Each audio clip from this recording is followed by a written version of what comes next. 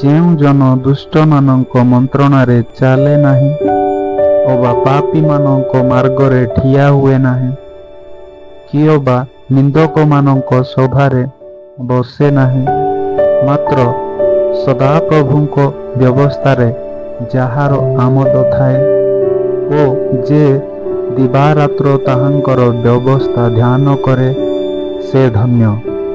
ଯେଉଁ ବୃକ୍ଷ ଜଳସ୍ରୋତ ନିକଟରେ ରୋପିତ, ଯେ ସମୟରେ ଫଳ ଉତ୍ପନ୍ନ କରେ, ଯାହାର ପତ୍ର ହିଁ ମଳିନ ହୁଏ ନାହିଁ, ଏପରି ବୃକ୍ଷ ସଦୃଶ ସେ ହେବ।